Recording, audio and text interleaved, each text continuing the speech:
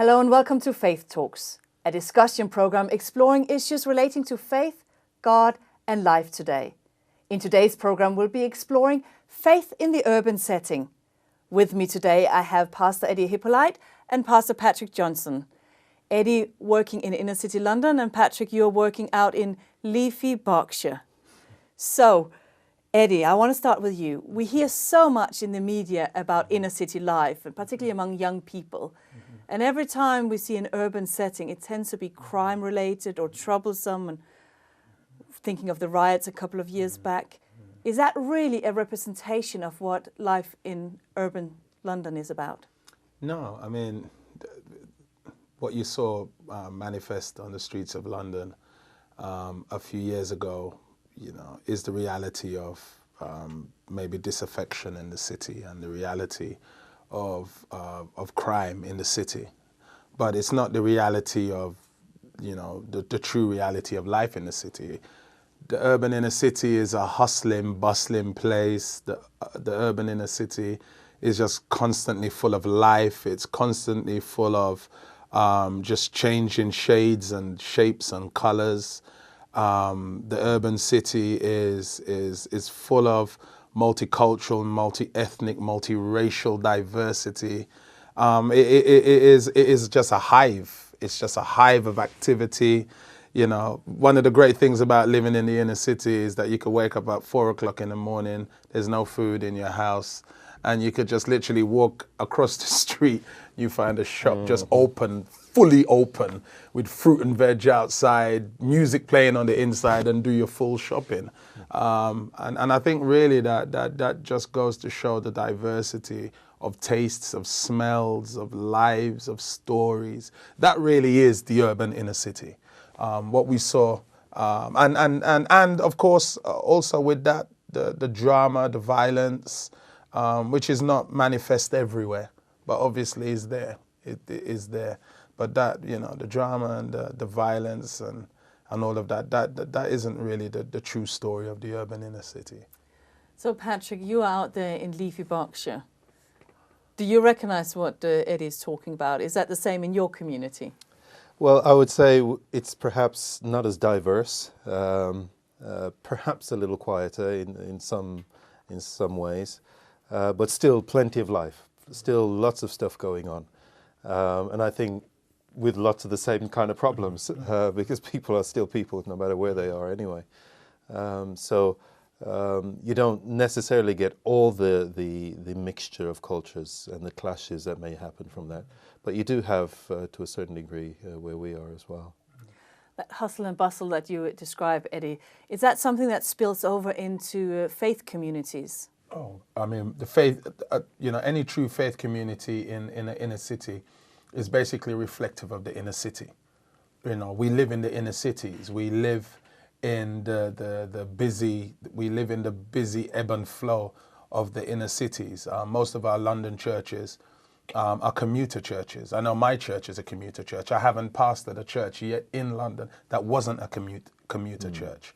And so, everyone lives in the ebb and flow of this constant movement of the inner city, of the constant migration of people into our congregations and out of our congregations. So yeah, our congregations they personify what we see in the inner cities and the issues too. All the accompanying issues as well of inner city, they pop up in any given congregation. Going from youth all the way up to old senior members. All the accompanying issues. So yeah, the church, I think the church in terms of the diversity of life and the ebb and flow of people a perfect representation of the inner city. I mean, where I am, it's a little bit different because the church is situated on a college campus, so we have like over 60 nationalities that are there each week. So we've got a lot of coming and going on there. But I think the further you go out into the countryside, then you have a little less of that when you go there. But yeah, definitely in the cities, it's there's constant movement there. Yeah. But that constant movement that you talk about, you still mentioned that your church is a commuter church. How does that impact the local community, that you are a commuter church, that you choose to come into that area? That's a really great question. I think that is one thing that really debilitates our ability to really work seriously in the inner cities. For instance, now New Life Church, where I'm pastoring, we are set on a housing estate. We're set between two housing estates, 6 acres where we are, and Andover Estate at the end of the road. And between those two housing estates are 16,000 people live on those two housing estates. Now we move into communities. We've moved into a community that is already a community. We've moved into a community where people know each other. They've been living on the estate most of their life. They've grown up there. Their children are born on those estates and grow up. So you're talking about 2 generations of people. So when you're a commuter church, you're commuting in, you're actually a stranger in that community. We are strangers in that community. And until we can get people, actually one of our members lives on the housing estate now. So that's our bridge, you know. But until, you know, our local churches understand that when we go into communities, we are actually going there as strangers. And we have to actually build relationships in a community that is already a community. I think when we understand that, then half our issues that we have with the local communities about parking, for instance. Oh yeah, definitely. You know, we descend on their community once a week and no one can park anywhere. And then we go off like strangers. And it's almost like, you know, any local community would take it almost like a violation. Like, who are these people? They don't even talk to us. You know, so yeah, it can be a great problem. It can be a great problem being a commuter church and not understanding that we either have to move into the area here, or we have to be much more intentional about how we win people in the area so that they commute to church. Well, they walk to church, unlike us who have to come like 15 areas over or 3 boroughs over to get to church. So in that sense, yeah, it can be problematic. It can be problematic for us in the inner cities. But you have the same in your church setting, isn't that's also, wouldn't you say, a more of a commuter church? Oh, definitely.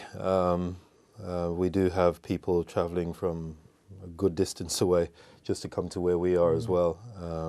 And of course, with the student body there as well, you've got even more coming and going of people. They're just there in transit, really, so they're not there to necessarily impact the local community. So that adds its own challenges too. Fortunately, we do have people who live in the local area, and we're having much more of a community presence where we're at. But I do recognise the the parking problems once a week. It's quite a challenge. But how do you go from being just a nuisance in the community? You know, I can't park my car anywhere. I've been out shopping. I can't, I have to park a mile away because these people have just descended on my community.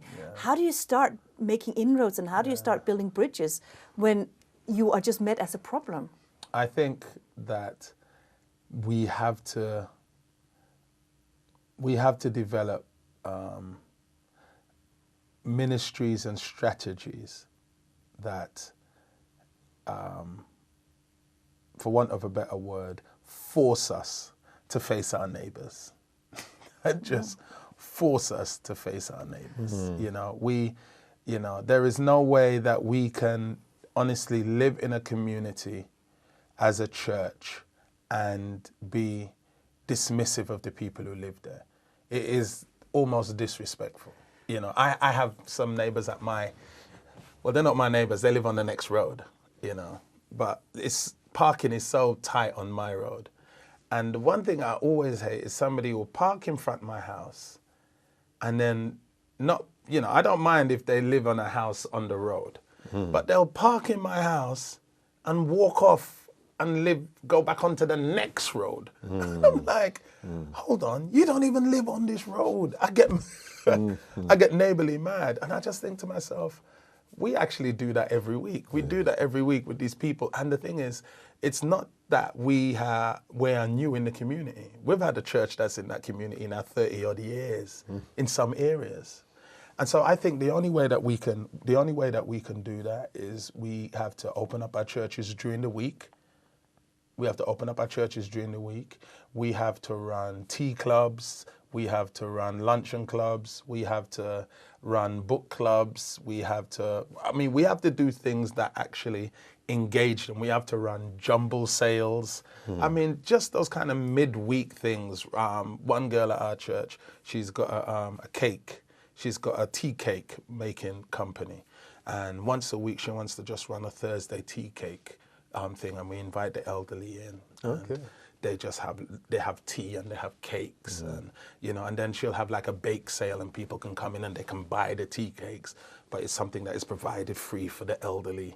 You know what I mean? The OHPs and did I say OHPs? OAPs, the old age pensioners and that. And so I think that's the only way. That's the only way that we can break down, so that when we park on a Saturday, they're like, oh, no, it's all right. They're from the church. I know them. They're all right. Oh, yeah, they're all right. They're all right. And then you've got that kind of relationship. Because right now, I guarantee you, the average church, if they shut down, the neighbors would shout for joy. Just the fact that they got shopping. They got parking space after they come from shopping on a Saturday, and they have to park, 4 streets down and walk with their heavy bags of shopping. That's the only way that we can build that kind of relationship and build that type of dialogue, I think. I'm left wondering a little bit of something you said a little bit earlier, Eddie, and that is, do you really think that we commute to churches because we do not want to rub shoulders with our neighbours in the communities we are? Oh, definitely. Definitely. We commute to churches, I think, because we are comfortable where we are. You know what I mean? I know people who go to... for instance, can I name a church? Am I allowed to name a church? I know people who go to Hampstead Church in Camden, who will pass 7 churches to get to their church. I know people who come to my church at New Life, who will pass 4 churches in North London to get it. That is a given. Well, that's the same in any London churches. It's the same for me as well. I can imagine. Even some of the people I've been to visit, they live over, like an hour and a half away from the church, and you pass lots of different churches before you get to them. But they are choosing. It's kind of like shopping these days. You choose a church you want to go to, and that's where you go. It's definitely true. But so how do you actually share God? How do you share your faith in your community when people just live so far away and you don't have a natural network, you don't have a natural existence in the community? How do you go about sharing your faith when all they see is that parked car once a week? I think some of the things that Eddie mentioned about doing some community things definitely helps to build better relationships. We found that as well. Our parents and toddlers group is so popular in the local community that we do once a week, and then we do a lunch club for elderly as well. And people in the community then know that church, it's almost like it becomes their church, even though they're not necessarily attending, but they stick up for you, which is a good thing, because you are actually doing something for them, which is what we're there to do. We're there to serve. So it is a matter of getting involved in your local community and serving them. I think the other thing, along with what Patrick's is saying, is helping our Christian congregations, our Christian members, to think about what type of neighbors are you to your neighbors. Do you know the name of your neighbors? You know what I mean? And I'm talking about the people who live to the left of you and to the right of you. You know what I mean? How many of your neighbors do you know? You know, and I think it's a matter of being very, very intentional about actually knowing your neighbors. You know, there's a Muslim couple who live across the road from us, the Dada Boys, and there's a sign on my door for the postman. You know what I mean? Please, dear Mr. Postman, if we are not at home, can you leave our letters and parcels across the road at the Dada Boys? And it's funny, I was home the other morning, and the door knocked, and it was a guy with a parcel, and he goes, "Oh, you tricked me. I was just about to leave it across the road." You know what I mean? Because he knows, I leave it, and the Dada Boys do that, The Dada Boys, I'm talking about, they're fundamental mosque attending Muslims. But every year, Christmas, they will knock the door, they'll give us a Christmas present.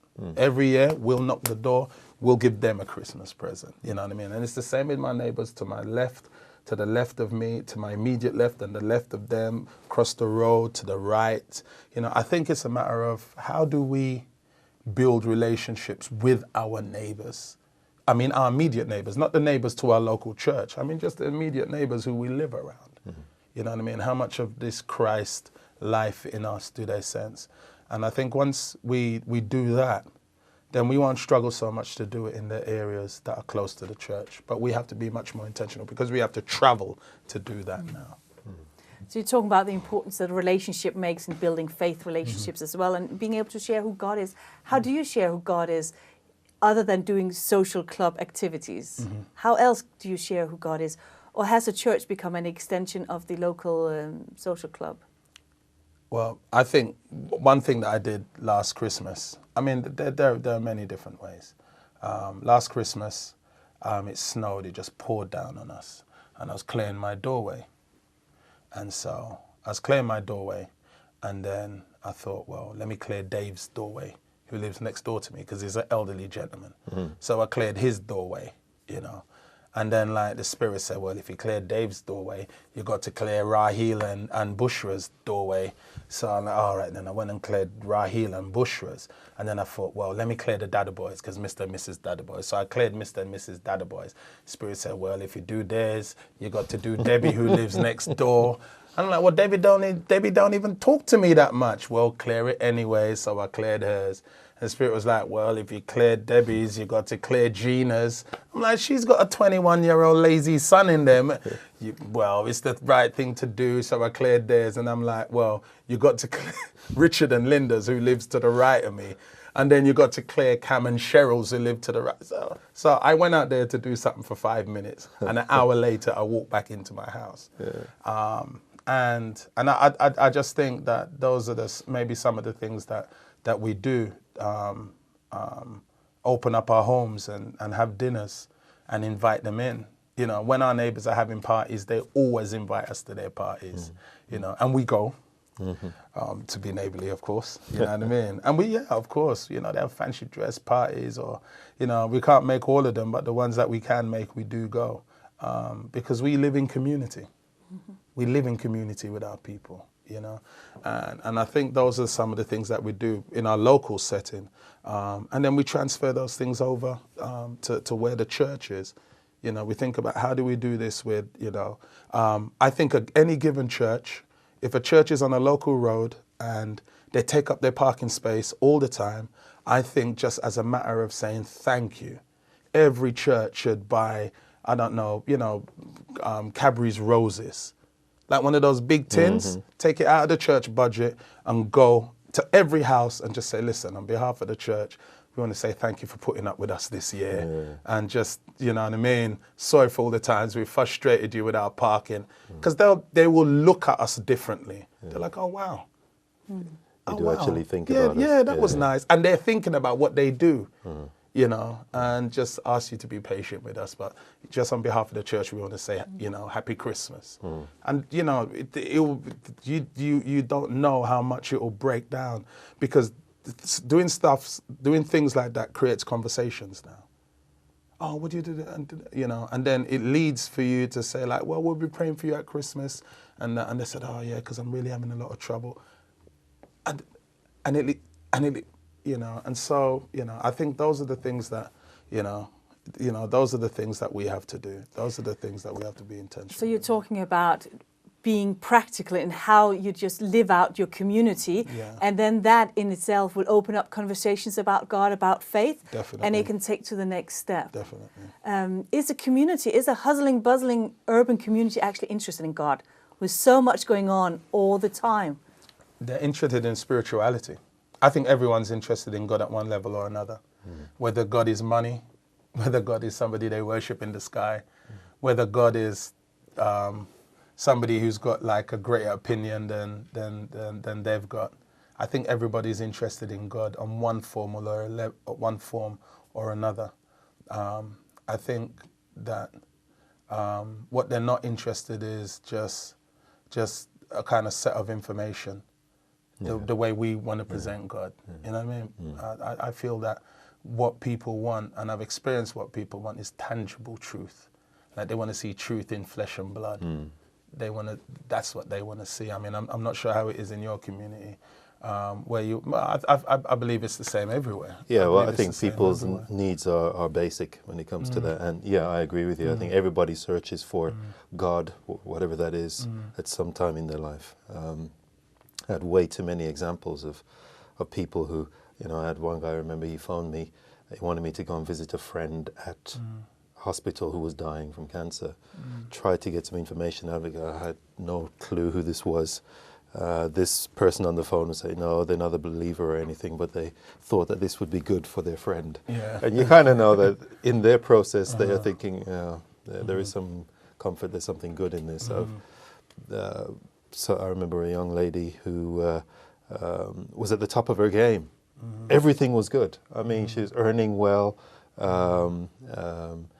relationship going well, phoned me and said she wanted to start looking into the Bible and stuff because life was somewhat empty. It don't matter where you are.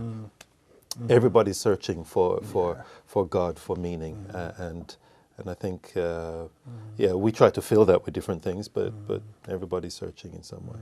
What do you see as your challenge today as ministers? You out in the countryside more, and you are in the inner city. Do you share some of the same challenges in sharing your faith in your local communities, or are they too different? I think for me the biggest problem these days is just what you said, Eddie, that people are looking for God, but they're not looking for Him in the church. Yeah. Because we've kind of spoilt it for them, and they want to find this spirituality somewhere else than where we are at, and it's actually to get people's attention to say, we do have something worthwhile for you to look at.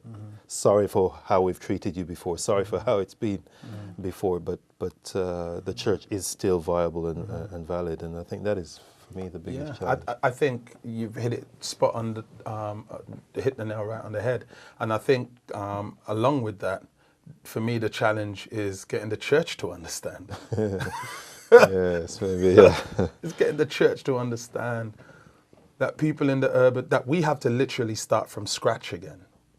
I know we want to hold all these great, prophecy seminars, etc., etc., etc. But we literally have to start from scratch and start teaching Jesus again from scratch. I've got a whole generation of young people who are growing up, kids who are growing up, who think Jesus Christ is an expletive. Because that's how they hear it. They hear Jesus' name mentioned with an expletive. They always hear it. Jesus' name is mentioned as a name of frustration. It's mentioned as a term of exasperation, or just rage. And they don't understand Jesus as we understand Jesus. And it's getting the church to understand that people don't think of truth anymore in terms of systems of teaching, because systems of teaching, they believe, have let them down. Politics, education, the church, family, marriage, all of these things are systems of teaching. And so they don't believe in truth as that, but the truth that they do believe in, which is wonderful. The one thing I do love about the idea of Christ and the idea that Christ lives is that in every successive generation, because He lives, He knows how to spring an exit right before every trap door. The trap door being, well, there's no absolute truth. But the one truth everybody does believe in is the truth that a person's life is important and people are valuable. And they do believe in truth as they see truth in the life of an individual. That's where they're accessing truth. So for the church, it's brilliant. It's a brilliant time, but it's about getting our people to understand that as we go out, that you have to now be truth. And if they believe in God in you, then they'll believe in the organization that you believe to. Because what we're trying to do is ram the organization down their throat. No. You allow them into your life and they will access truth there. And then they will access God. What John says, the things we have seen and heard, we declare to you so that you may have fellowship with us. because our fellowship is with the Father, you know. And so Johnny's saying, we are the point of truth. We are the place where they access Jesus. And then they come to know him for themselves. And then they are in that place. And that continued dynamic kind of goes around. Why do you think it is so hard, though, for Christians to understand that? Why do you think it's such a challenge? You were talking about that you had to change the way Christians are thinking and living out who God is. If our communities, being it in the urban communities or out in the countryside, if they are ready to meet God and ready to have God come into their life, why are we making it so difficult as believers? Maybe it's part of our history that we have systematized our teachings, and that is the way people think. If I believe this set of beliefs, then I am a true Christian. Moving away from really Jesus' way of, he was always saying, how are you treating your neighbor? What have you done to the person in need? That really shows what your real belief is, how you treat somebody else. So, yeah, I guess we got to hold our hands up a little bit and take some of the blame for that, I think, because we've been teaching people a little bit wrong there. And I think that the Lord is leading us to a place where we're understanding, where he's trying to make us understand that you have to share a person. You can't systematize a person. No. You know what I mean? We're thinking, well, we don't know how to share Jesus. How do we share him as a teacher? No, Jesus is a lived experience. You know, and it's difficult for us because we're very much cerebral people. It's difficult for us to kind of get our head around that. But when we understand that the Lord is trying to allow us to share a lived experience, that he is a lived experience, then I think that we won't struggle so much with it.